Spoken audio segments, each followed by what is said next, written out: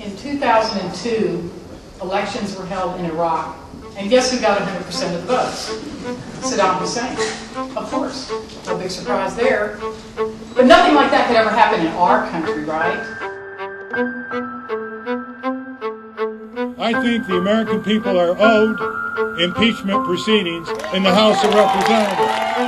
Those who criticize the Patriot Act must listen. Year after year within this happy grove, our fellowship bends thee for a space. A world where you only have choice on the surface, but in reality, you're a complete and total slave on a global plantation. People need to understand this administration lied to the nation about 9/11. Terrorism must be looked at from all points of the globe, not just America. I tried to warn the American people of the dangers that I saw emanating from this administration. The war on terrorism is a thin cover for the war on dissent. They'll swear up and down a bill is going to give you more freedom, and it's actually giving you a lot less. So to all the tyrants today and all the tyrants back in history and the tyrants to come in the future, you will be defeated. You have the spirits of evil working in the leaders and in the politicians and in the generals working with them. You have nothing but evil. You need to answer real questions instead of lying. You were both in Skull and Bones, the secret society. It's so secret we can't talk about it. What does that mean for America? The conspiracy theorists are going to go wild. Sure they are. I don't know. I haven't seen the web. Number 322. You both were members of Skull and Bones, a secret society at Yale. What does that tell us? Not much, because it's a secret. Is there a secret handshake? Is there a secret code? I wish there were something secret I could manifest. 322, a secret number? There are all kinds of secrets. If this were a dictatorship, it's a heck of a lot easier. Just so long as I'm the dictator, I'm the dictator, I'm the dictator, I'm the dictator, I'm the dictator, I'm the dictator, I'm the dictator, I'm the dictator, I'm the dictator. American dictatorship. What is an American dictatorship? Well, it's the system of power, the system of control, our real form of government in this country. The American dictatorship is the powerful global corporations that own and control the military-industrial complex, giving you false choices so you think that you have a decision to make in the 2004 election. But either way, a blue blood from the East Coast wins.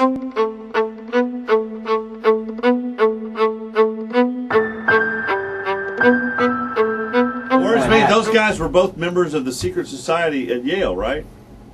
I have on my website, Infowars.com. So we're not getting this new guy is no better than the lone Here's guy. the deal. If you believe Reuters, they're third cousins. If you believe the Associated Press, they're ninth cousins. They're both ninth cousins to Hugh Hefner. They're members of the same secret society, only 15 members each year, which admittedly was set up in 1832 to overthrow the U.S. And we only have 800 living members of that organization, but you can count their members as 3 presidents, 8 CIA directors, many of the heads of the Fortune 500. And they work in concert together to bring you the unfolding police state, to bring you these criminal wars of aggression against sovereign, innocent nations. Bush, Kerry, and Hefner, odd cousins. Oh, you found it. News. Well, understand, anything I spew out is documented up one side, down the other. I don't care how crazy it sounds. You're right, though. Check this out. Hugh Hefner was quoted as saying, "I would be delighted to invite President Bush and Senator Kerry for a family reunion." CBS News confirms that Bush, Kerry, and Hefner are cousins. It's very important to know that this film has been made in the course of the last 12 months. And time again on my own syndicated radio broadcast, and as we made this documentary, I said, look, it's going to be Kerry. Even when Dean was ahead of Kerry, I said, it's going to be Kerry. Think of that.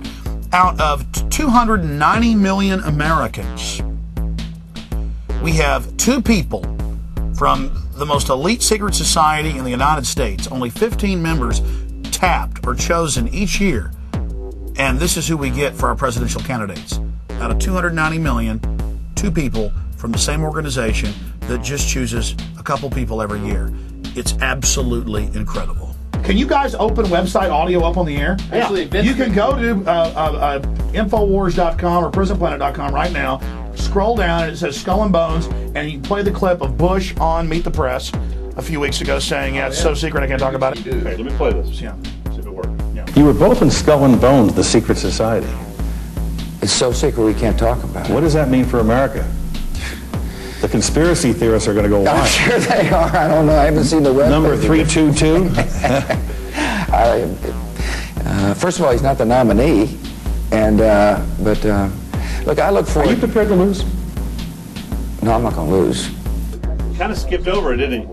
Well, he just said it's so secret I can't talk about it. Now go down under that. Oh, so he was serious? I thought he was kidding. Under that is Lord Kerry on Meet the Press about a month earlier. You both were members of Skull and Bones, a secret society at Yale. What does that tell us? Not much, because it's a secret. Is there a secret handshake? Is there a secret code? I wish there were something secret I could manifest. 322, secret number? There are all kinds of secrets, Tim, but one thing is not a secret. I disagree with this president's direction that he's taking the country. We can do a better job, and I intend to do it. He laughs, too. Wow. Do you know what's interesting about that clip? They both gave the same answer, short answer, and moved on to the next subject with a chuckle. With a little chuckle in between. No, I'm saying it's all staged. That's pretty weird. So we have these cousins who are members of the same secret society who have sworn an oath to each other above all other oaths. And they admit, even in the mainstream media, but laugh and say, oh, it's no big deal, that these so-called leaders engage in bizarre occultic rituals. And it's so weird that the general public has trouble even interfacing with it. There's kind of a cognitive dissonance that we don't want to believe it. We cannot ignore it. It's right out in the open. What about the Skull and Bones? Skull and Bones obviously gets a good deal of attention simply because A, it's secret, and B, the members are people who often turn up in high places later in life, and will certainly hear lots about it this year because both George W. Bush and John Kerry were members. Most of the conspiracy theories that are out there now tend to place a lot of emphasis on the notion that there are interlocking secret organizations that hold the real power in the world, and because of its secrecy and because of the elite background of many of its members, Skull and Bones is a prime candidate for that. Well, this isn't just the Skull and Bones when they're 22 or whatever. This is when they're old men at Bohemian Grove. And the point is, in the Trio Network documentary from my footage, they admit, yes, Mr. Jones got the ritual, yes, we're doing this, but it's just for fun. Well, the point is that it's a ritual about not having a conscience. It's the cremation of care. Boy, I wish I could have that one. Alex Jones has been talking about this for quite a while. The Bohemian Grove, of course, is a privately owned redwood grove up in Sonoma County, north of San Francisco, where every summer there is a get-together of the wealthy and well-placed, all male, who get together for general cavorting, socializing, lectures, symposia, and so on, in an atmosphere that is completely removed from public scrutiny. Alex Jones and some others have suggested for a long time that there are all sorts of nefarious rituals that go on.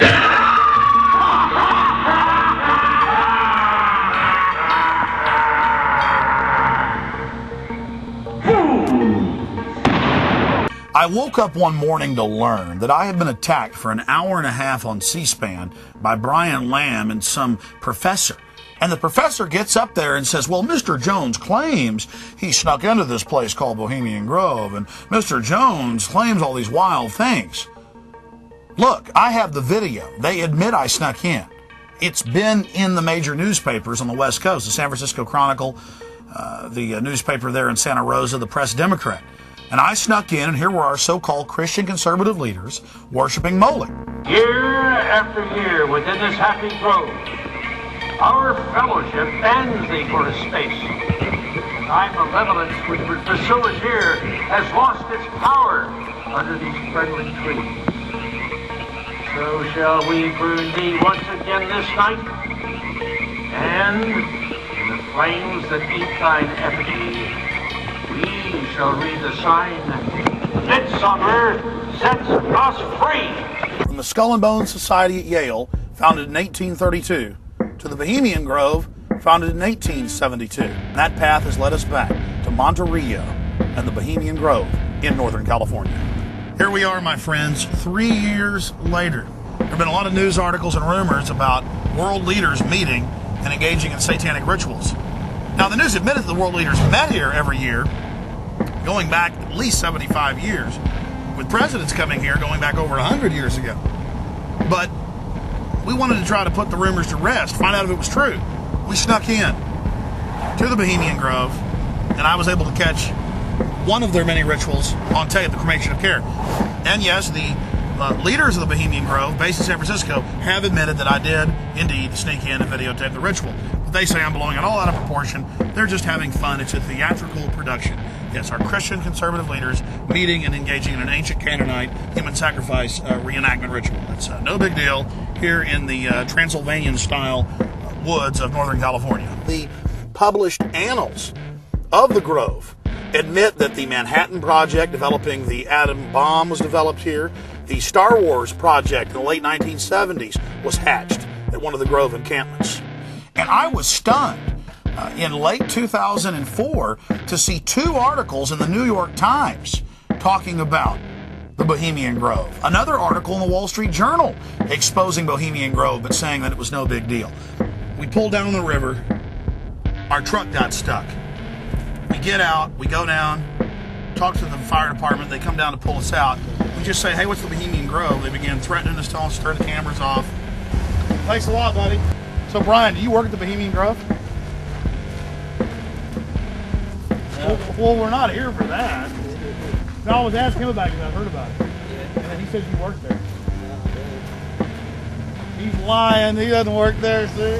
Well, he was telling me about you know, it's like where the president goes and stuff. And so we were gonna like talk to him, and then he's all over. Hey man, shut the camera off, huh?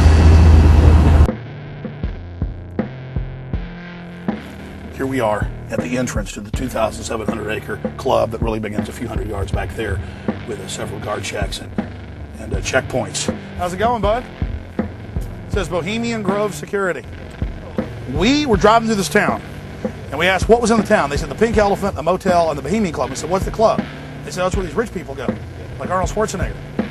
Then we asked a firefighter about it because our truck was stuck, and he freaked out and said, I'm not talking about it. Now we're interested. So what goes on here? A resort for rich people. Okay. Thanks. See you later. Here, let's stop and ask this person about the Grove. You guys know about the Bohemian Grove? Yeah. What do you think of it? I've been here for 49 years. Been there 49 years? I've been here 49 years. What do you think of the Grove? Still there. I never worked up there or anything, but... Oh, yes, you have. I disagree. Yeah. Oh, he means we don't have the ID. Oh. Hey. Hi, I'm not. Come on, Jen. Come. And neither is that an electric eye? Yes. Cool. We're over here looking for a handbag. What do you think of the Bohemian Grove? They throw a lot of parties up there. A lot of government Random food officials and come in liquor. and fly out. I'd like to get one of their IDs. Oh, we've had that from. Get in, Chucko. What do we think of it? What is the Bohemian Grove? Bohemian Grove's a man's now they're men. party place, right? You are so full of. Oh, you said that because you're a man, and that's how you found out. Well, not being a man, I found out slightly differently. You found out about the Grove differently? Yeah, because I didn't go there as a man to party. I went there as a woman to party because, well, Come on, Carol. Look, that's a valet, okay. Have a good evening. You do now. Where? What channel is this on? Should we follow you? It's not going to be on. We'll follow you. All right. Carol, yeah. Bye. Take care. You're beginning to sink deeper into the rabbit hole now and find out about the Grove. This is a Twilight Zone, like Lovecraft novel or something. I want to tell everybody out in TV land how they can come to the Grove, where their elected leaders, along with the big bankers and the heads of media, meet, along with some European royalty, every year to decide how to run the country. You can fly into San Francisco, or you can fly into Santa Rosa. You can even fly into Sacramento, and you just drive out to Highway 101. You take Highway 12 out west towards the coast. You get about 10 miles out from the coast, right outside the little town of Monterey. And the town of Monterey, off the main drag, you'll take the Bohemian Avenue.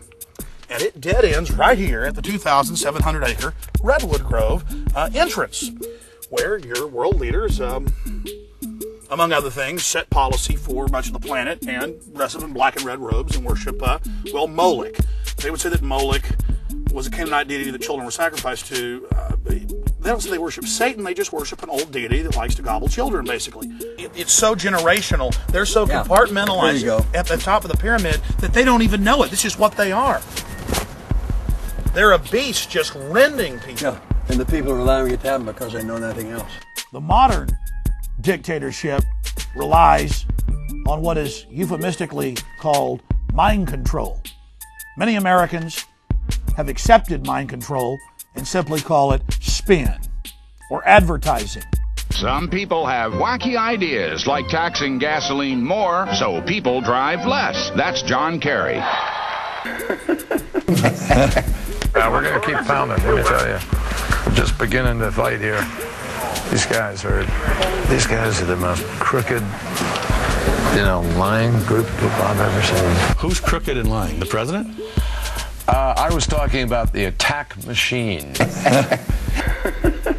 So this, in essence, is the American dictatorship. A world where you only have choice on the surface, but in reality, you're a complete and total slave on a global plantation, a feudal serf. I think the American people are owed impeachment proceedings in the House of Representatives.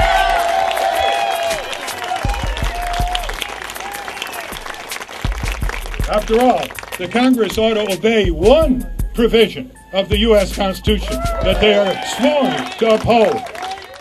In March of 2004, on the one-year anniversary of the beginning of Gulf War II, a local peace group based in Dallas, Texas, requested that I come and speak after Ralph Nader, the popular consumer advocate who also ran for president in 2000.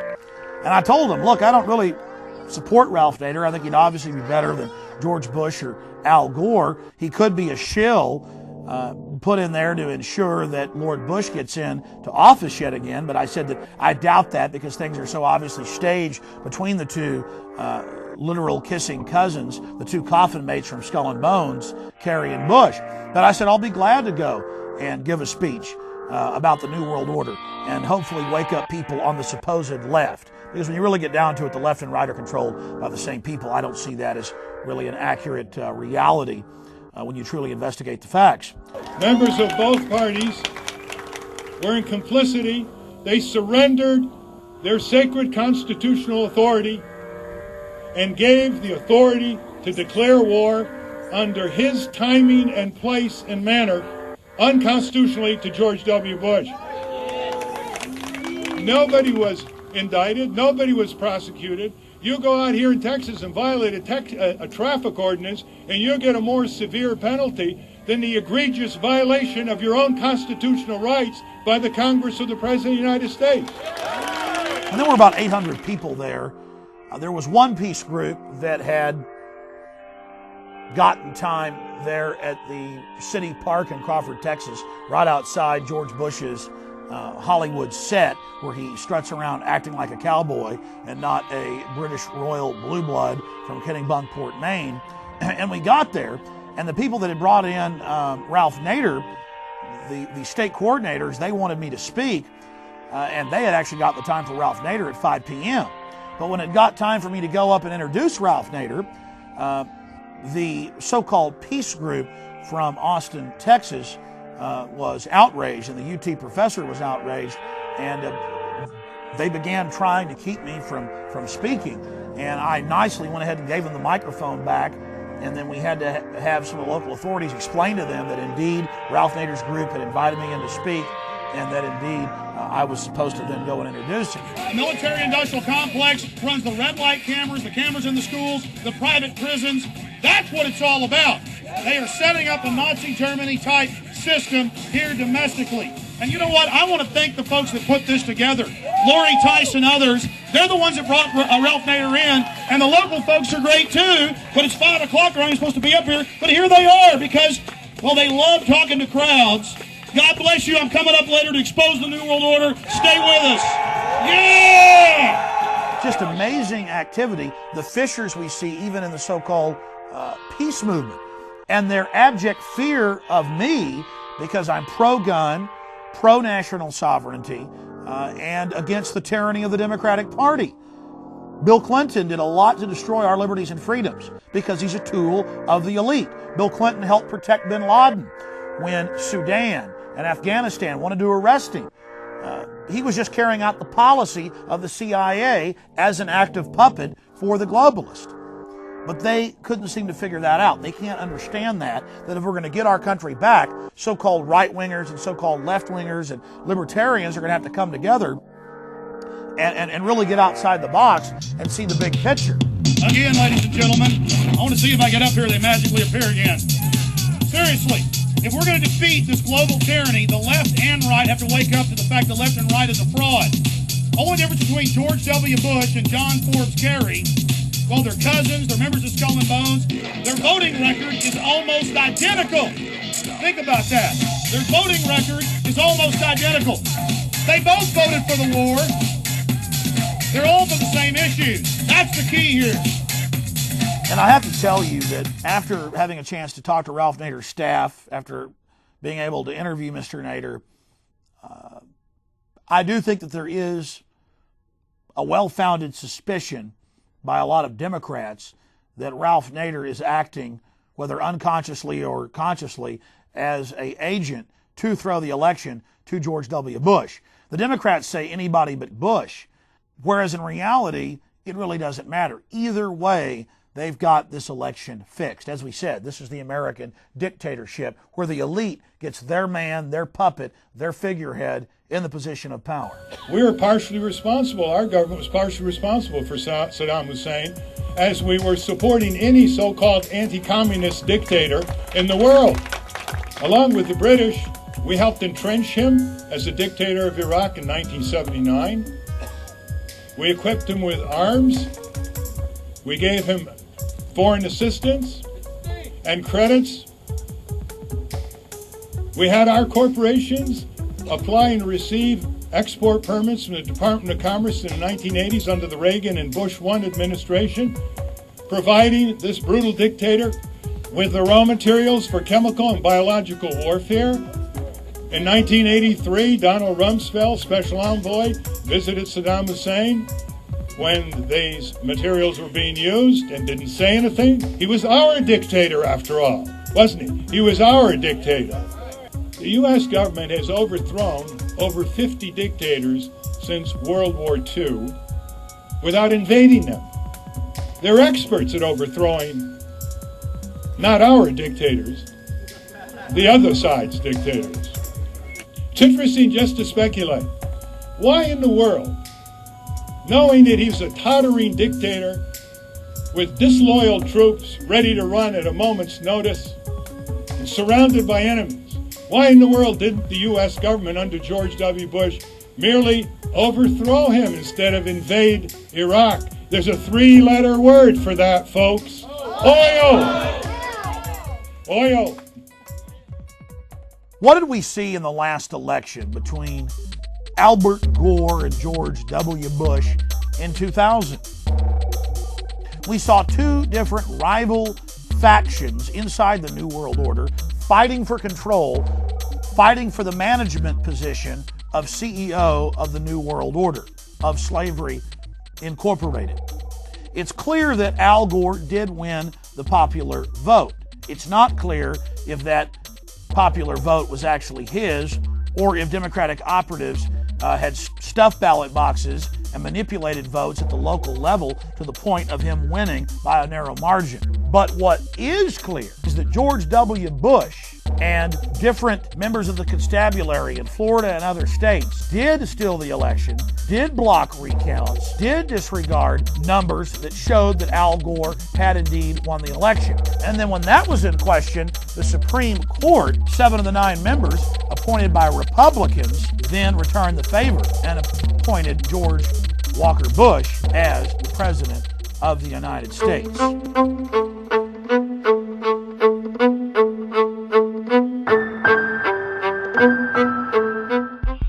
We're talking about a dictatorship of the mind where the people are scared into absolute submission.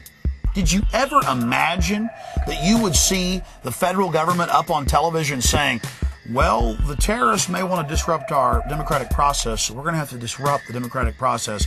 We may need to cancel or suspend the election if there's a threat or if there is a terrorist attack. But I thought the terrorists wanted to disrupt our elections, so why would you now try to disrupt the elections?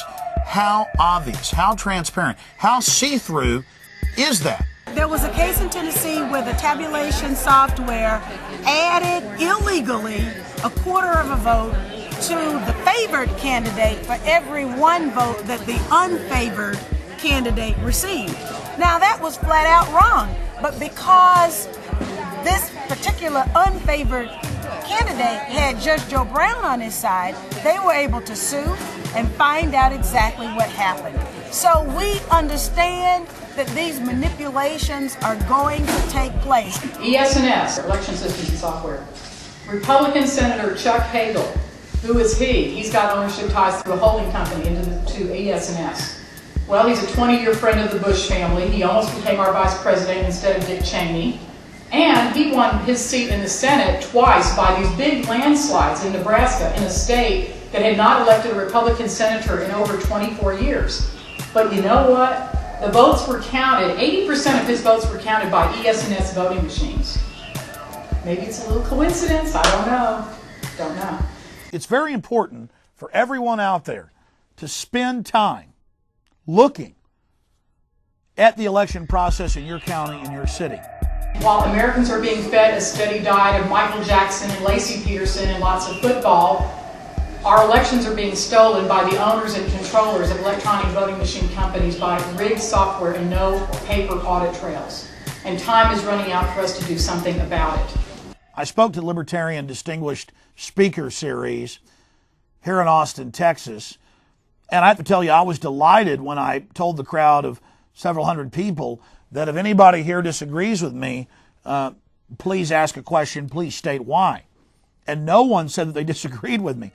This shows that we're winning the intellectual battle, that a mass awakening, a renaissance is taking place. And that's the best news I can give you. You know how when a tornado's coming, or an earthquake, and they've done studies of this at major universities, mice, dogs, cats get restless, start running around, get upset, sometimes hours, some cases even days before. They have that sixth sense. They have that instinct. They have that survival mechanism deep inside them. And we all have that too as the most advanced creature on this planet. But it's pushed to the side by modern culture. We're supposed to ignore it. So the point I'm trying to make is, deep down, people know that something is wrong. Deep down, people are ready to move and stand up against the New World Order. And it was exciting to be able to hear the speaker before I spoke, who detailed just some of the key smoking guns and bullet points and red flags concerning industrialized election fraud. In 2002, elections were held in Iraq, and guess who got 100% of the votes? Saddam Hussein, of course. No big surprise there. But nothing like that could ever happen in our country, right?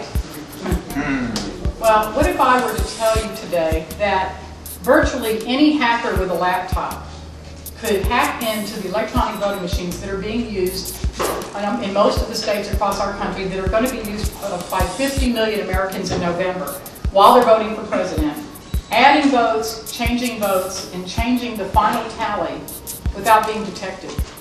The work that you heard earlier being spoken about with the electronic voting machines is very, very serious. This is the arrogance of government.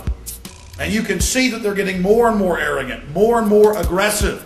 And that's been the norm throughout history. Governments are tyrannical, powerful, ruthless people always seek to get into positions of greater control. That's just been human history. But somehow, the mainstream media, mind washers over the last 50 years, have convinced the general public, the middle class namely, that government is nothing but good. It never does anything wrong. Anybody that questions it or wants to limit it is crazy. The law enforcement handbooks and manuals and the videos I've been sent by police of what FEMA and Homeland Security is teaching them. Doesn't matter if it's Democratic administrations or if it's George W. Bush. It's horrible. They're saying that if you question government, if you get involved, if you speak out, you're bad. And that's a classic example and a key indicator of tyranny out of control. Well, one of the things that I think we need to rely on is, the fact that there's a long tradition in America separating the military from the police. George Washington, for instance, refused kingship, was offered this title, but refused to take on that role, suggesting that, it was not right for a movement in those days that was about opposing the state, the quartering of soldiers in people's houses and so forth. It was an anti-militarism that sort of founded this country, and the separation between the military and the police is kind of the foundation upon which our democracy is built. So I think one of the things that people need to look at is the ways in which that we can recodify the Posse Comitatus Act. The Posse Comitatus Act being the criminal statute which bars the military from enforcing laws domestically.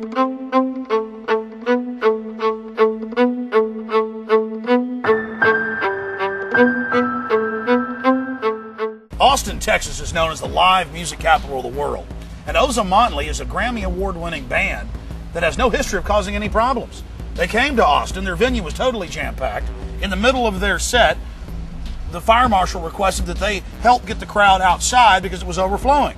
When they did that, police from outside rushed in on them and said, "Get people back in the bar. Don't have them come out on the sidewalk."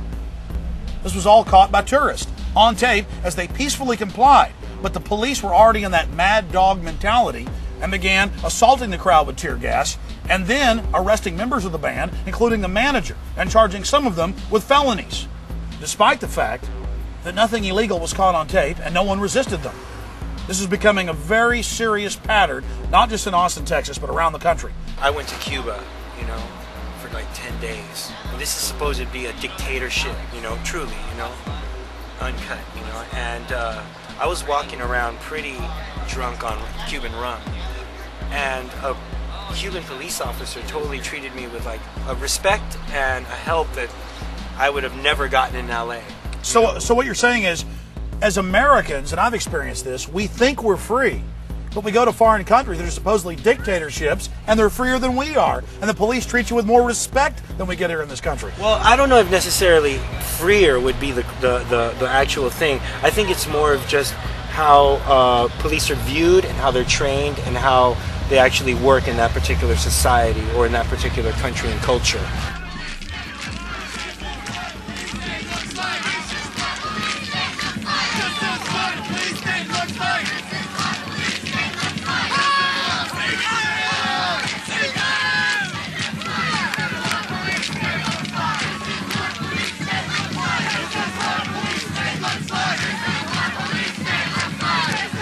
So why are they getting so arrogant? Why are they laughing at us? Why are they being so out in the open about the despotism that they're engaging in? This command and control system they're setting up. It is, in large part, because of the electronic touchscreen, no record voting systems they're putting in. 3 of the major companies have former deputy directors of the CIA on their board of directors. The local voting machine company that we all supposedly vote on is in large part controlled and owned by Clear Channel. Clear Channel, and of course Clear Channel is a globalist organization, basically an intelligence operation. And we have Clear Channel, Mr. Mays' son-in-law, just married to his daughter, is Michael McCall, and he's the guy who's married to the daughter. They're the biggest campaign contributors to him in the new District 10 runoff race that's coming up. No Democrats running against him. Think about that. He's married to the daughter. The Clear Channel is the biggest contributor to his campaign, and they own the electronic voting machines. And the county clerk, David Dubois, tells us there's going to be no paper ballot. You're not going to have a record. There's going to be no receipt of it. And why would you don't trust us, she says?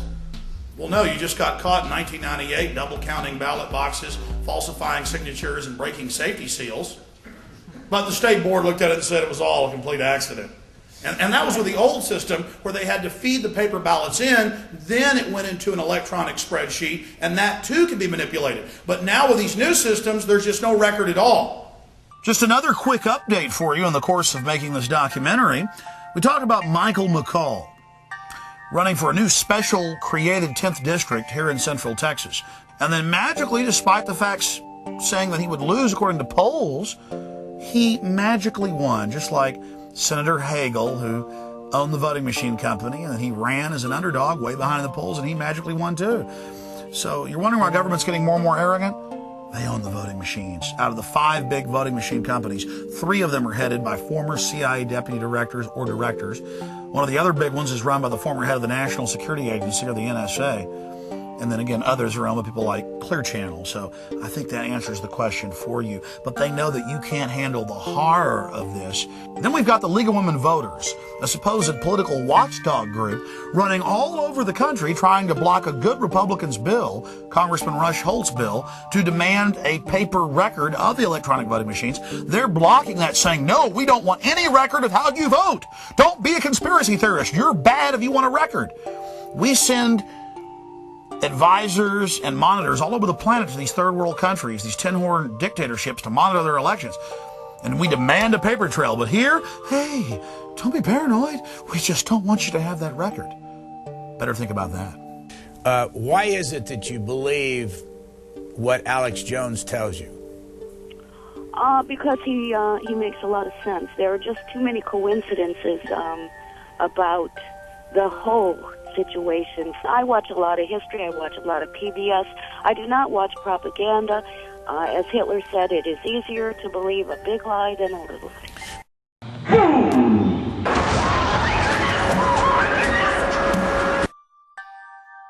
A lot of you have already instinctively known that something was wrong on 9/11. But you're still saying, how could elements of the government do something so horrible? How could they carry something out like this? Well, look what happened to millions of American Indians. Look what happened to African Americans because of criminal elements in the government and individuals that stood to gain by their enslavement, by their murder. So don't be naive. Look at history. Look at what all the dictators have done. Look at what's gone on in kings and queens' courts. Look at the subterfuge they had going on 1,000 years ago, 500 years ago, and then magnify that today. It's very naive to look at all the motives that the military-industrial complex had for 9/11, and then to look at all their connections with the Taliban, with the Al-Qaeda, with training the supposed hijackers, with giving public officials warnings. You cannot deny what's developing here, what's happening.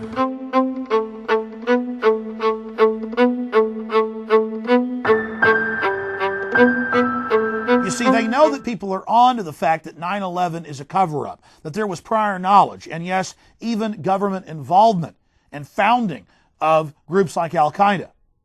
And so they put on this big WWF wrestling spectacle, this staged event, much like the election.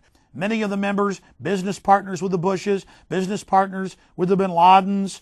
Remember when they first set up the commission, they tried to have Dr. Henry Kissinger as the head of it, and the media called him the independent chairman? Well, this new independent commission is no more independent than Dr. Henry Kissinger was going to be as the chairman. What we really need is a bipartisan congressional inquiry, which has been proposed by some members of Congress, but the leadership by the Republicans has blocked it. Someday the truth will come out about how $30 billion of intelligence budgets a year couldn't follow the tracks of these attackers that were apparent for 4 years before the September 11th attack and were signaled to the headquarters in Washington in some fashion by the field offices of 2 FBI officers in the field. So a bipartisan response. From day one, the 9/11 Commission said they weren't going to address any blame in the government. They were going to call for recommendations. And before they even had their whitewash investigation, they said, we're going to call for Patriot Act 2. We're going to call for a giant domestic CIA spying on every American, just like the KGB or the GRU. And then they were going to give us their findings after the election, but after there was some criticism, they said, okay, we'll bring you our findings beforehand. And then, the day after they announced their findings, calling for a domestic CIA to keep us all safe from ourselves, they have another fake terror alert, which admittedly later was fake. But what a nice backdrop to scare the people into going along with this. The 9/11 Commission, we can make a whole film about this. The whole thing is a fraud. And I read their final report. I went through the whole thing, and it would take an encyclopedia to counter all the lies and misrepresentations that are in it. I would just challenge everybody to understand that any commission appointed by those being investigated is not independent. Powerful people at the pinnacles of success are there in many cases because they are ruthless, because they could care less about anyone but themselves. They'd sell their mother out for a piece of bubble gum. And again, history has shown that. Wait a minute, you saying G.W. Bush? George Bush engineered the attacks on the World Trade Center. Well, the people that guy says subliminal. He's a front man. I'm saying the brand name. Nigeria is an important continent. Look, George Bush is the red coating on the Coca-Cola can. He's the brand front. But back at the factory, the guys at the factory, the New World Order top of his game. That's the A game right there. Do you know what W199I is? That's your locker combination. W1. You better. It's deadly serious. You better know what W199I is. Okay. All right. Here we go. Get a pen. 2 months before September 11th, George Bush signed it, ordering all FBI and defense intel officers they would be arrested under national security violation if they stopped the Al-Qaeda terror rings in Chicago, Florida, New York, and New Jersey. The deputy head of the FBI. Why would he Let me give you the facts and you go check it out for yourself. Anyways, Deputy FBI Director John O'Neill quit, released the document, and was dead on September 11th. Okay? And the document's out there. I had David Shippers on, General Parton, all these people. It was he died on September 11th. Yeah, he died on the 24th floor of the World Trade Center. Okay. He had just been hired. He was on the trade. He had just been hired by the owners of the Trade Center right after quitting. He thought it was a great deal. He didn't see the full scope. The Rockefeller family, along with the Port Authority, owned those towers, and had just transferred it 2 weeks before the attack, but he'd already been hired. His first day on the job, he was taken out. He's the guy that blew the whistle preemptively. It's in the New Yorker magazine, just one of the 500 publications. On PrisonPlanet.com and Infowars.com, we have over 600 9/11 smoking guns, or what we call red flags. Each one of these issues is enough to bring down the official story surrounding 9/11. Bottom line, their official story or fable is impossible, has been disproven at hundreds of levels. And they never respond once they've been proved to be liars. They just simply try to change their story. I got news for you. The world is round. You can put me in prison for saying it's round. But I'm telling you, buddy, one day everybody's going to know it's round. And the world isn't the center of the universe either. The world is round. The world. I'm here to tell you, they want to kill you and your family. They're putting cancer viruses in the vaccines. These mothers have created every monster you can imagine. And I do this because I believe in this country. And I believe in humanity and our power to create something. That's right. And I'm fighting total dehumanization. And everything I told you is deadly serious. That's the A game, folks. That much better. Look, he's smiling right afterwards. It's true, That's the A game, bitch. With that. Gary, sir, world history, tyranny, tyrants. How do we deal with the general public not even being aware of the fact that power corrupts and absolute power corrupts absolutely? I mean, people before us, our founding fathers, knew you got to restrict government, you got to restrict control over our lives because bad men will get control of those mechanisms. The government's just a tool, but you don't want to build the tool, the device that can enslave and destroy. Do you have any comments to that? Yeah, through history, through the beginning of time, we've been learning that power is the ultimate achievement. no matter how the power comes, no matter how you use it. If you're in power, no matter how it is, negative, positive, indifferent, stoic, nothing. But if you feel you have power, and whatever way you use that feeling to give you the power you have, whether it be tyranny, wars, I mean, the greatest oxymoron of them all is holy war, which is not in God's plan. The poor people in the Middle East, the Islams and the Muslims, and the Arabs and the Taliban, the Afghanistans, the Pakistanis, Iraq, Iran, Syria, Turkey, Israel, the Palestinians, they all have a purpose on this earth, but they're not using the purpose God gave them to use. They're using the fear that they have by not using God's purpose. Traveling around the United States, do you see the mentality, the militarization of police intensifying? Do you see it getting worse, or is the vibe getting worse? Well, yeah, I would say so. Definitely. Even since September 11, I just think overall, all authority has stepped it up a notch. Douglas MacArthur, another general who cannot be accused of being soft. He said in 1957 to the American people, beware of your government exaggerating foreign threats in order to expand military budgets. We're talking about $3 trillion in oil in Afghanistan, $4 trillion in Iraq, hundreds of billions of dollars in weapons sales and occupation cost. And Dick Cheney hasn't even allowed bids to be taken. Halliburton and Bechtel and a handful of other corporations that put Bush in office have made all the profits. Our sitting vice president taking a paycheck, I can't even believe I'm saying this, taking a paycheck from the American people while at the very same time taking one from a corporation that gets billions and billions of dollars in no-bid sole source contracts should make us all outraged, and the vice president should blush. But these people don't blush because in the end, they know they can get away with it. It's about setting the precedent to mobilize the people behind this global war for what PNAC, the president's own organization, says is a war for global domination and setting up a domestic police state, getting rid of posse comitatus, putting troops on the streets, getting Patriot Act 1 passed, trying to pass Patriot Act 2. Okay, type in Project for New American Century. That's where Dick Cheney, 2 years before Bush got elected, said we need terror attacks to scare the people into submission so we can get the oil. Saddam's not a threat. It's all about using that as a military base.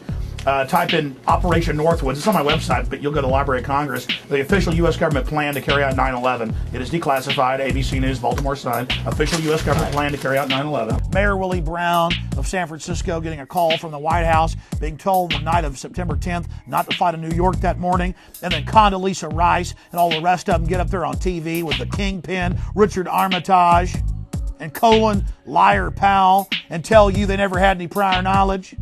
They're a pack of liars. And they're getting power out of these attacks that they helped engineer with their business partner, Osama bin Laden. And don't worry, his stage capture's coming up.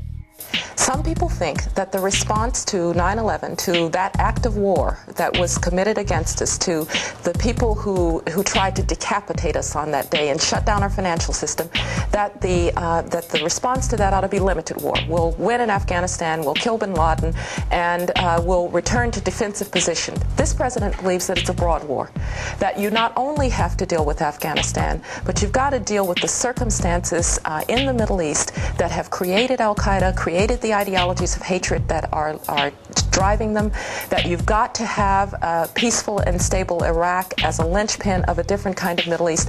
People need to understand this administration lied to the nation about 9/11. They lied about Iraq in 9/11. They lied insisting Iraq worked with Al-Qaeda in 9/11. They lied about saying there were weapons of mass destruction. They lied in order to justify an attack on Iraq. Their ulterior motives were very transparent. They were looking to control the oil, to be able to give contracts out, to be in a position where they could dominate the politics of the region and use that as a platform to control other nations in the region. I mean, The whole thing is unmasked, but the American people love their country. They're ready for the truth, and we shall take the truth forward. You shall know the truth shall set you free. It's very important to consciously connect the dots and focus in on one of the central issues. Bush has given all these speeches. You're either with us or against us. Either with us or against us. You're either evil or you're good. All of this is happening, and they're saying we're going to arrest anybody who's got any connections to the Taliban or Al-Qaeda. Then you've got the U.S. government flying 8,000 of the Taliban or Al-Qaeda, the cream, out to Pakistan. You've got the U.S. government founding the Taliban and Al-Qaeda in 1979, building them up to the 1980s for the war against the Soviets. And then Bush is giving all these speeches about how we've got to go after anybody who has connections to bin Laden. No one has connections to the bin Laden family like the Bushes and to Osama himself.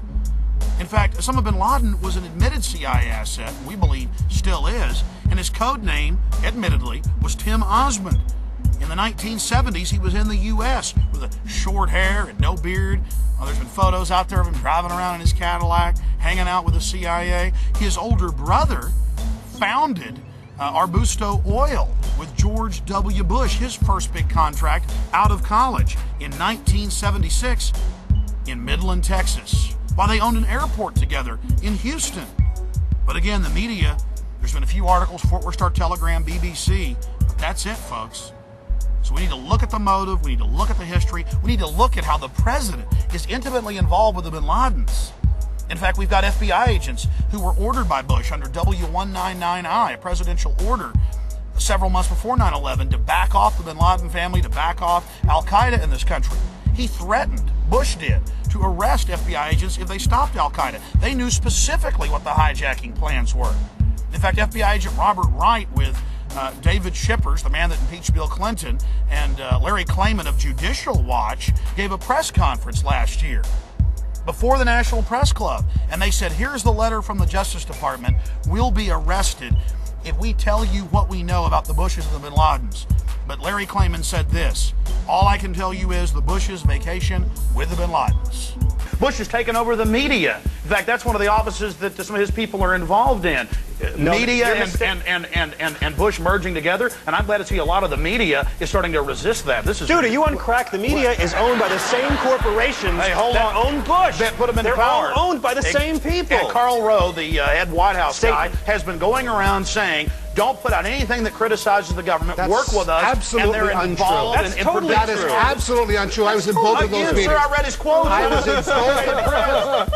There were his quotes. Come on now. I saw the meeting on C-SPAN. Don't fight. I was there. I saw it on C-SPAN. One of the biggest holes in their argument is the fact that they never heard of a plan to fly hijacked jets into landmarks on the East Coast. We're going to take a closer look tonight at another example of where, despite the conventional wisdom, there were people in the United States who actually were preparing to defend against the kind of attacks which occurred here on 9/11. The North American Aerospace Defense Command, NORAD for short, has been defending the skies over the U.S. and Canada for almost 50 years, 46 to be precise. USA Today reports that in the 2 years before the attacks on September the 11th, NORAD conducted exercises using hijacked airliners as weapons. And one target was the World Trade Center. We knew he hated us. But there was nobody in our government, at least, and I don't think the prior government, that could envision flying airplanes into buildings on such a massive scale. But that turns out not to be true. U.S. military planners did envision and practice those very scenarios. As reported by USA Today, the North American Aerospace Defense Command, NORAD, conducted exercises with fighter jets, simulating hijacked planes flown into the World Trade Center in the 2 years before the attacks. And so then I saw Condoleezza Rice get up on TV and say, we had never thought, we had never heard. Why, that's a ridiculous conspiracy theory to say that. Pentagon planners also envisioned the attack on the Pentagon 5 months before it happened. According to this April 2001 Pentagon email, Air Force officials wanted a war game, having a terrorist group hijack a commercial airline and fly it into the Pentagon. The truth is pouring out in the media. You can hardly keep up with it. It's even coming out on Fox TV. Bill O'Reilly went on national TV to say he was wrong. He was wrong. He admitted he was wrong. That's big of him. Most of these people never admit they were mistaken. But the most telling evidence came from President Bush's favorite and chief arms inspector in Iraq, David Kay, who, after spending $500 million of your tax dollars in recent months with 1,500 skilled inspectors, returned home to report to his commander-in-chief, and he said, with further elaboration, he said, quote, "We were wrong," end quote. We were wrong. I remember candidate George W. Bush saying that actions should have consequences, that actions should involve responsibility. We never engage in a rush to judgment. We study things over time. And I said that I wasn't sure about Ralph Nader in earlier segments of this film, but now I'm even more sure, my friends, that he's a tool to give us the illusion of choice. Not only is one of his former top lawyers and campaign managers a Skull and Bones member, but now we learn that Mr. Nader's book was published by Fox Television, and he's been all over Fox promoting it. Now, again, I'm not saying that, oh, this is some plan to get Bush elected, because we know that Nader takes votes away from Kerry, but it's just an added level of this Byzantine, Machiavellian subterfuge that we should all be conscious of.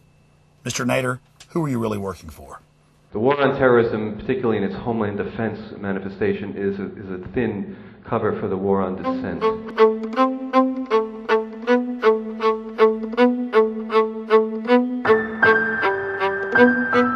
A lot of prominent individuals have come out against the war. And they're not all what you'd call leftists. Mel Gibson has come out against the Iraq war.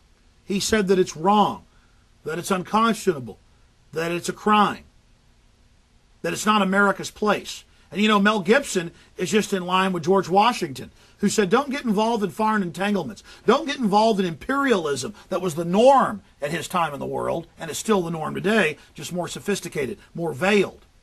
Power is a gift we have to utilize within ourselves for others in the best way possible. The paradigm of power is the highest standard of power, and that simply is giving.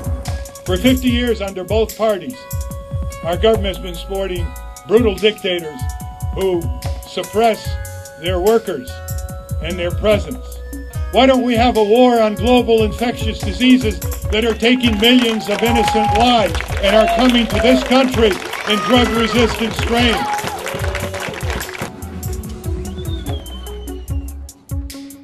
This is what it's all about, coming out here against tyranny, not as liberals or conservatives, but just as human beings that love freedom and are standing up against the establishment and saying, we are not your slaves!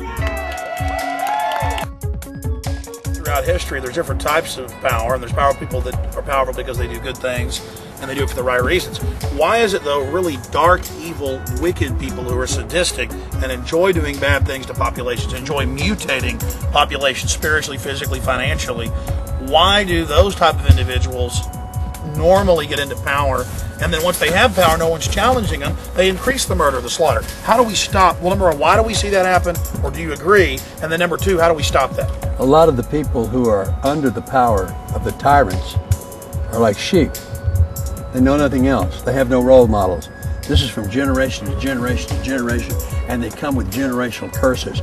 And they come from the spirits of evil, and there's 14 of them that are listed in the Bible.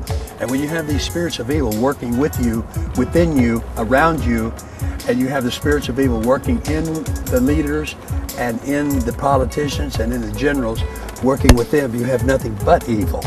Nothing but evil. And the most endangered species is dedicated leaders. I mean good leaders. I mean dedicated leaders in the right way, in the good way. You have to limit government power and the intrusiveness of government and take away the need for the money that they come after us for.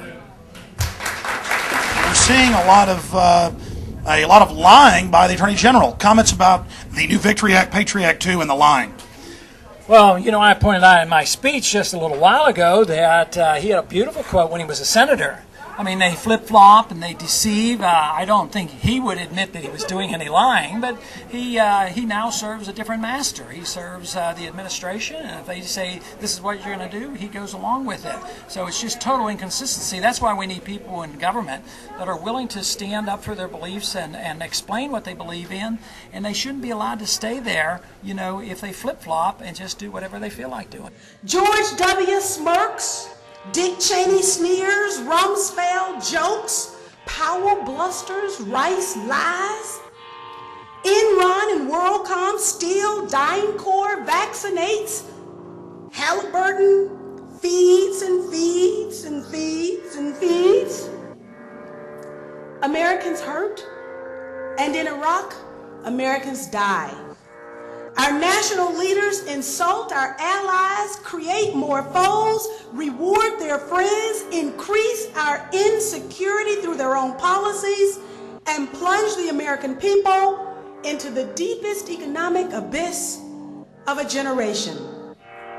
Stealing an election in Florida on the uncounted Chads, representing the legitimate hopes and aspirations of blacks and Latino Floridians. Even the Democrats failed to pursue a remedy that would permanently secure the voting rights of people of color in Florida and around our country. Congresswoman Cynthia McKinney, who was targeted by her own party as well as the Republicans, was routed out of her popular congressional seat covering Atlanta, Georgia.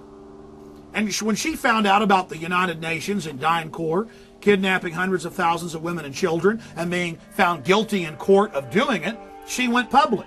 When she found out about the Bushes and the Bin Ladens and prior knowledge of 9/11, she went public and said, we should have an investigation. When Cynthia McKinney found out about election fraud nationwide being run by elements of the U.S. government, she went public. And she's a real congresswoman. She's the type of person we need. I tried to warn the American people of the dangers that I saw emanating from this administration. For that, a known black female Republican was advised to run against me in the Democratic primary.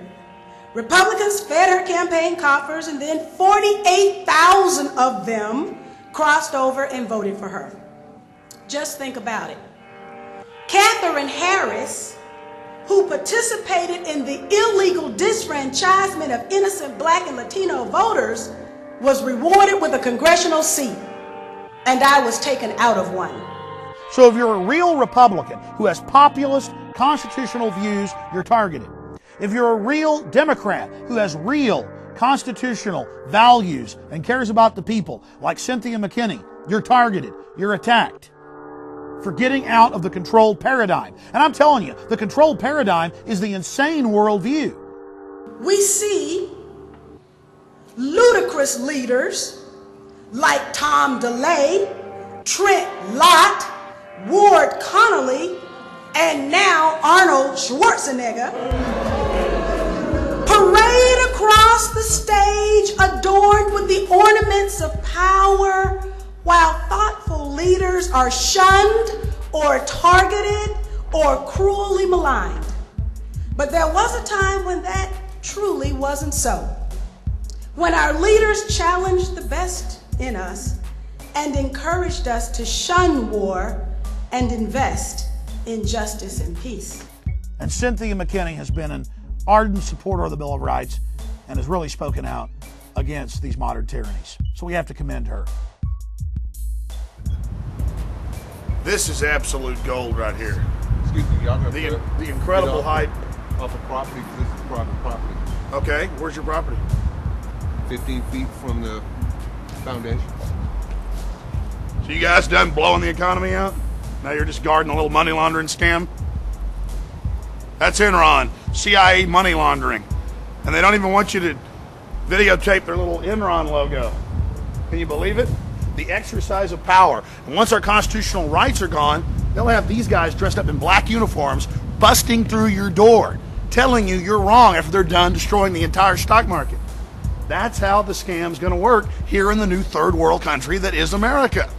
See, the media, CNN, all of them told you, invest in Enron, it's the biggest thing, it's the best thing, when really it was a Ponzi scheme. They were consolidating. They were taking all of the assets of the population, the pension funds, putting them in the company, then using those assets to buy other real assets and transferring it into other companies. Then when they're done, they burn the house down and cover up their evidence. And then they have a whitewash in Congress where they talk about issues of little or no significance and distract you off the real facts. Where are the assets?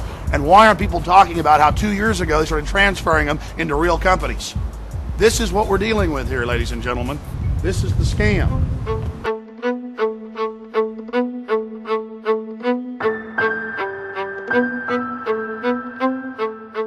Here, let's interview this gentleman. He'll probably know more about Enron than the average corporate executive. And I'm serious when I say that. What exactly do you think's really going on with Enron? You can tell me. I really couldn't tell you what's going on with Enron. The only thing I can tell you about Enron is that certain people have certain assets in certain places, and they're really not disclosing where their assets at to protect their assets. Now that's incredible. No one in the media is really talking about where were the assets transferred years before they decided to blow this thing out. It's like, oh, they're all gone, run on the bank. Here it is, again, out of the mouths of babes. He knows exactly what he's talking about. You're on target. I knew we'd get the exact key focused answer we could never get from anybody else. You got to find the actual employees that was really working here to find out where the target is. The population thinks that Enron is about a company that went belly up. It was a run on the bank.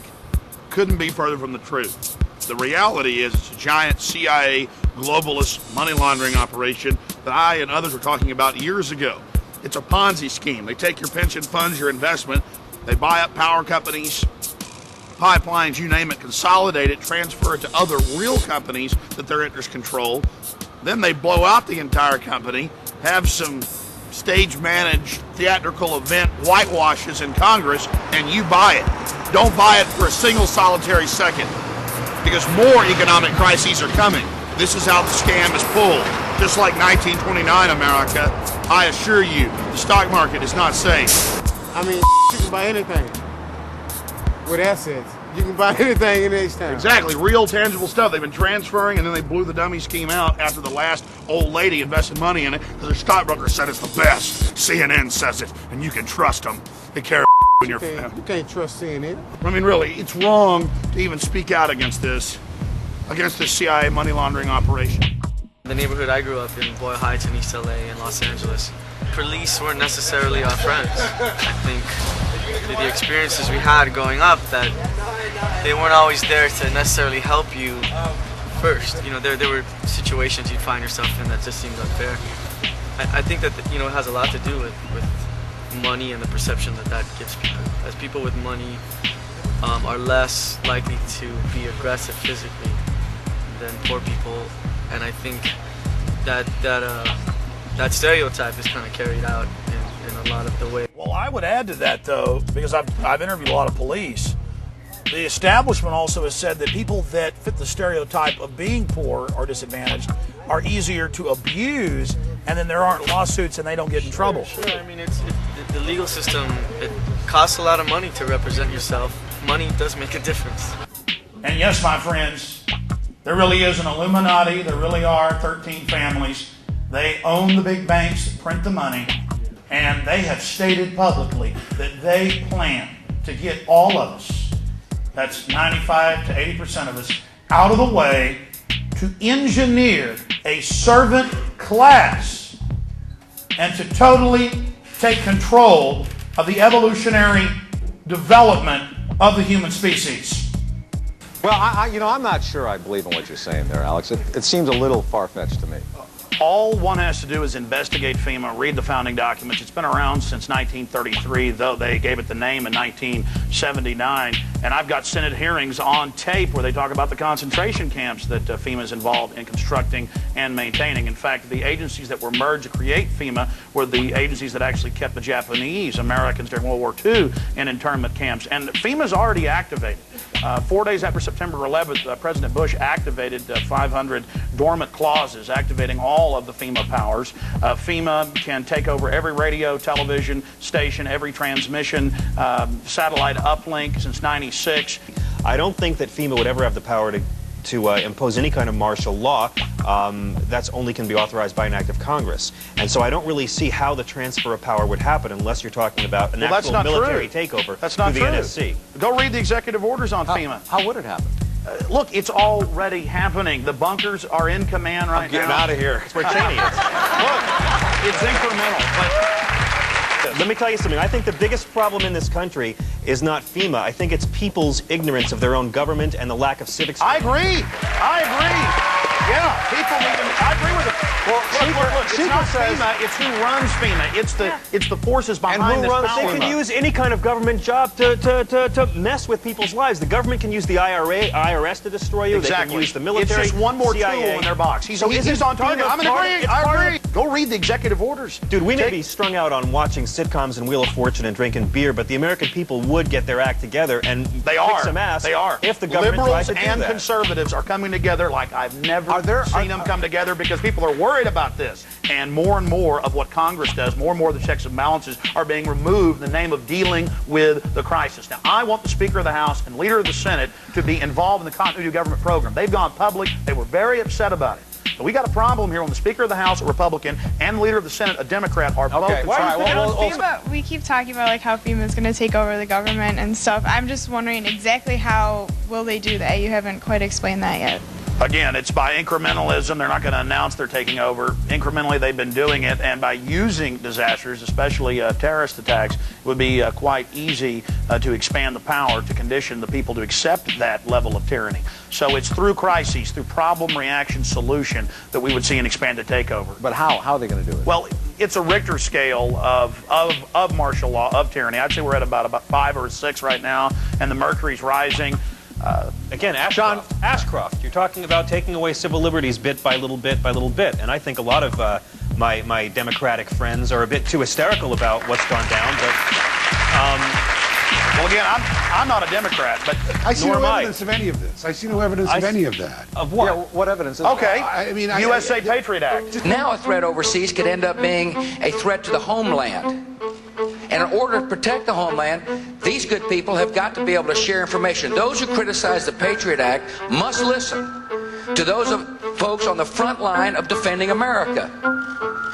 The Patriot Act defends our liberty, is what it does, under the Constitution of the United States.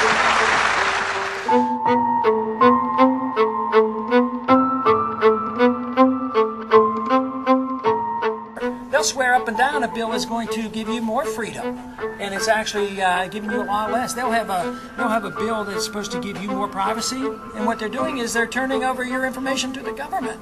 In the Patriot Act, Section 802 says that all crimes are an act of terrorism, and now it's in the news. They're using it to go after strip bar owners, county commissioners who might have taken a payoff for zoning rules, zit-faced kids who were found with a bag of marijuana. They're charging thousands of people under the Patriot Act that have no connection in any way to acts of terrorism. They can talk all day about how the Patriot Act is for evil Arab terrorists. They're going to kill us any minute if we don't submit to the nice men in black ski masks. But we've all seen evidence. Mike Wallace calmly argues with somebody who's complaining about his limo driver double parked, and he's savagely arrested by the taxi police. We've got a woman in D.C. walking on to a subway station, and the police tell her, hey, you can't eat a candy bar on the subway. She says, okay, pops it into her mouth. They arrest her and say that she was chewing aggressively. This was actually in the Associated Press.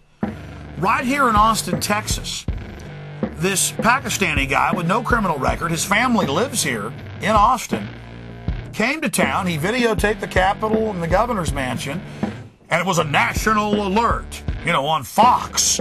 It's all over. The Pakistanis are videotaping. Well, every time I'm a tourist visiting family, I videotape things. It turned out the guy wasn't a threat. But this is used to boost the terror alert and to scare everybody. So we have the precedent being set.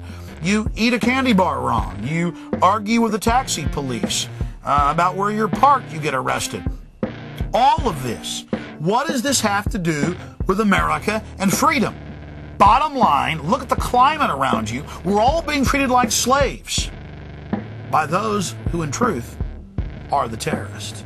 You see, that's the common sense. Who stands to gain from this threat? Who stands to gain from the threat of terrorism?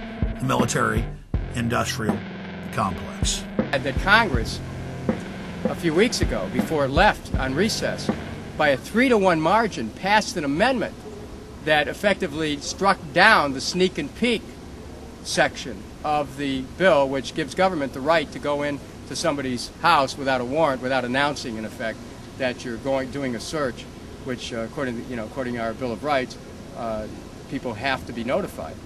And so I'm moving forward to strike down all those sections which effectively knock out the Bill of Rights. We're going to reclaim the Bill of Rights by canceling the Patriot Act. Key provisions of the Patriot Act are set to expire next year.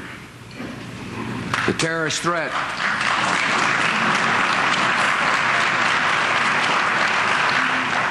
Let me tell you something. These people have said, Rand Corporation and others have said, the entire economy will be prisons, police in black ski masks, a Nazi Germany-like nightmare. It makes the hair on the back of my neck stand up to talk about it, to read what's in Patriot Act 1 and 2, to see what Homeland Security does, Victory Act 1 and 2. We have got to get the word out now. We have got to warn everybody, because this military-industrial complex and their PNAC and their NORTHCOM plans state that they will carry out the terror, that they will engineer the crises so they can offer their solution. Will it take another terrorist attack to get Victory Act and Patriot Act 2 passed? That's a heck of a question to have to answer, but they'll be ready. If there is another attack, they're going to be ready. But right now, I think that they cannot get it passed because they're sort of on the defensive because of this magnificent vote we had to repeal some of the Patriot Act. One day after the Patriot Act was passed, the world got to see a copy of it because no member of Congress was allowed to read it.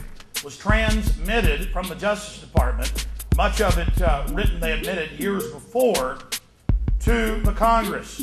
It was passed while the Capitol building was under anthrax attack.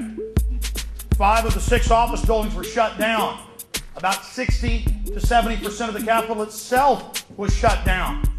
There were federal protective forces literally running around with Heckler & Koch MP5 submachine guns, wearing black ski masks and Nazi Kurzel helmets inside of the structure. It was a federal takeover. Turns out the anthrax, all the evidence shows, was sent under order of the White House to the Capitol to create the smoke screen so they could pass this legislation. Bush, of course, and his entire cabinet were on Cipro, the anthrax-fighting antibiotic. There should be a campaign to throw this administration out for violating constitutional principles which have been the basis of this nation's civic dialogue and legal protections for over 200 years. And so that's where the energy should go. I'm doing everything I can as a member of Congress to raise the awareness of this issue. And frankly, all over this country, you've had over 100 cities pass resolutions that have condemned the Patriot Act. And it's a bipartisan effort, I might add. It's just that members of this administration, in their desire to create fear and control, have rushed headlong into this challenge to our basic liberties. I think the way that you ultimately solve it is to get rid of the administration which doesn't respect the Bill of Rights. We're making good progress in the defense of America. We've got a Department of Homeland Security that now enables people to better coordinate and cooperate and share information. We got a Patriot Act, which needs to be renewed, by the way, that and strengthened, in my judgment, that is really important to allow the criminal division and the intelligence division of the FBI to share information, which they could not do before. But the Patriot Act helps. It helps us to be able to connect the dots, as they common phrase here in Washington. These provisions of the Patriot Act are important to national security, and for this country to begin to forget that national security requires a robust capacity for law enforcement would be a major tragedy.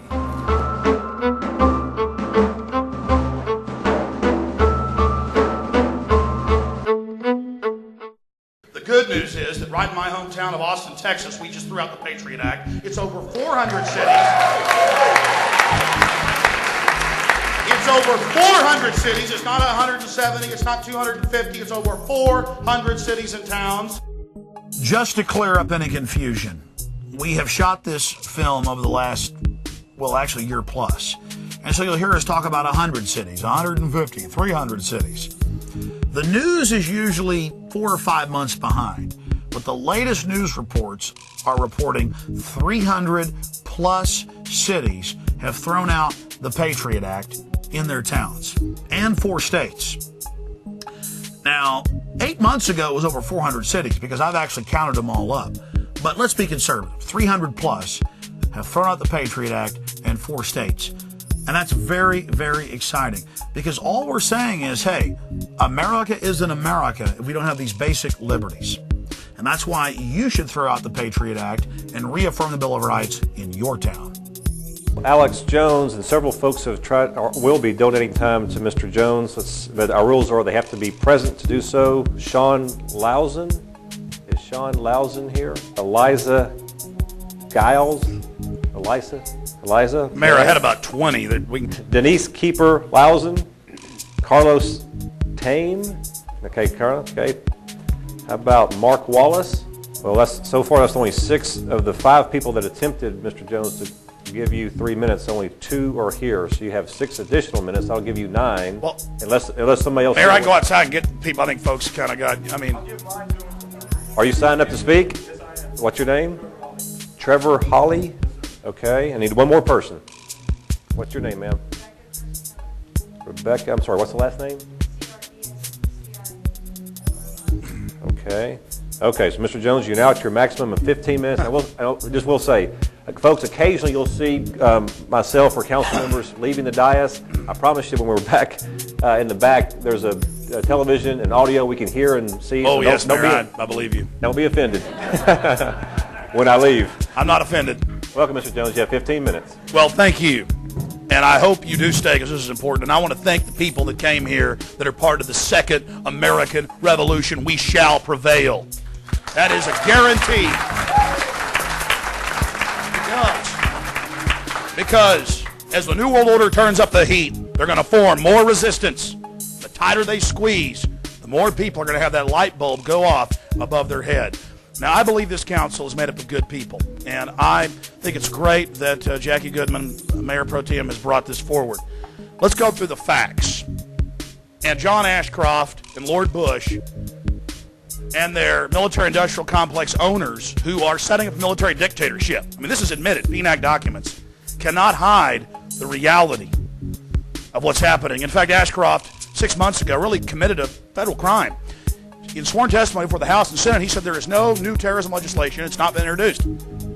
The Domestic Security Enhancement Act, the Justice Domestic Security Enhancement Act, House and Senate versions. It's like if I got up here and said the sun didn't come up this morning. You'd laugh at me, but the press didn't call him on it. Now he's saying there is a Patriot Act 2 and Victory Act 1 and Victory Act 2, and you better pass all of them. You know what's in Patriot Act 2, Section 501? You fit the description of a terrorist under Section 802 of the first Patriot Act.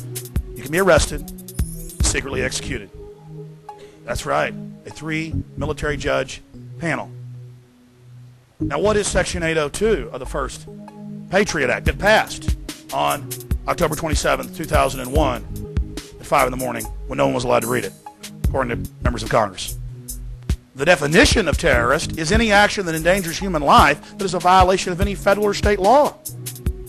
They have many other definitions about anything that influences government. Go read it for yourself. They're counting on you not reading it. They're counting on you not finding it. Ron Paul and others have pointed out that Hitler and Stalin and people didn't have the nerve to put stuff like this down on paper. They just did it. That's what's so amazing about this. And to see the assistant U.S. attorney here peddling this is really sad, but I know it's under orders.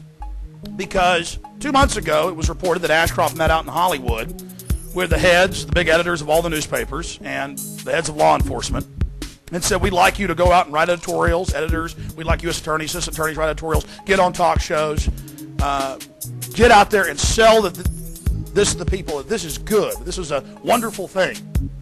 So I want the council, in case you don't know this, and the people here today to understand that it's a stage-managed event. I mean, it really was hatched in a smoky room to oppress you, to manipulate you, to con you. Now that makes me very angry, and that's why it's so exciting that this council may simply just say we have a Bill of Rights and Constitution, and we will not violate the Bill of Rights and Constitution, and in this city, America is still America. I mean, it's just that simple. The very first thing the Patriot Act does is allows the FBI and the CIA and Department of Justice and other agencies to cooperate with each other and share information so that we can make sure we can spot, identify terrorists, and hopefully prevent terrorism. Why have 300 House members then rejected it? But in the middle of our conversation, activist Alex Jones called the assistant attorney a liar. Section 802 affects all citizens. It's for all crimes. It's for one marijuana cigarette. These guys haven't read it. Have you read it, reporters? Hey, can you respect this guy for a second? No, you know how this stuff works, guys. I'm not going to sit here and hear this guy spew lies. See, this is, they don't want to talk to me. You need to answer real questions. You need to answer real questions instead of lying. And you know, earlier I talked to you, you know what's in Section 802. You know. Can you give us your title again? There's one thing that's for sure, if you don't get involved, you'll never make a difference. But by getting involved, I believe we still can make a difference. Now is not the time for us to give up on our political system. Like, they have the law and the government and everything on their side. And I think there has to be a shift on our side as far as making them accountable for their actions. So putting ourselves against the machinery and saying no. Civil disobedience. Basically, and that's, supposedly what this country is all about, right? Civil disobedience, sometimes it's necessary, in a society to question, rise, and hopefully change things. The pyramid, the power is derived from the feds. It's a rampant executive mindlessness. The federal police and military entities looking to just completely erode our civil liberties on the base. But at the bottom of the pyramid, that's where the strength is. And as long as people become aware of these situations and begin to move in very kind of distinct and rational ways, there's no reason that you can't create a SWAT watch in your town. We need to preempt their ability to preempt our right to protest, to have have our grievances redressed, and and in order to exercise our freedom. There is an inherent contradiction between democracy and militarism, and whether or not we are left, right, or center, everyone should be concerned that the increasing level of violence on the grassroots. So I would suggest that people just get educated around these issues and take hope and fight back. There is but one special interest that we should be working for, and that would solve just about all of our problems, and that is our liberty. In 2004, in November, there's going to be an election and there's going to be an outcome. Now, for people who want to say, well, we don't have confidence in the system, we don't have confidence that our votes are going to be counted, that's all the more reason to participate more heavily and investigate. We don't have a crystal ball. We don't know the future, but we've studied human history. And regardless of who wins the November election in 2004, the New World Order wins. Whether it's George Walker Bush or John Forbes Hines Kerry, the establishment wins. And that's the message we try to get across to you. It's important for all of us at a grassroots level to get involved and cause a renaissance, an awakening to this fact. It's so important to realize that we need to go down to the basic foundations of freedom and liberty and get past the label or the name on the politician. Bottom line, are you freer today than you were a year ago? And unfortunately, the answer is no. We don't know who's going to win this election, but we do know they all serve the New World Order and need to be resisted. So stop letting them use this tag team, fake professional wrestling theater on you and wake up to the real world. Break on through to the other side. You're free, and freedom is beautiful. And, you know, it'll take time to restore chaos and order, but order out of chaos, but we will.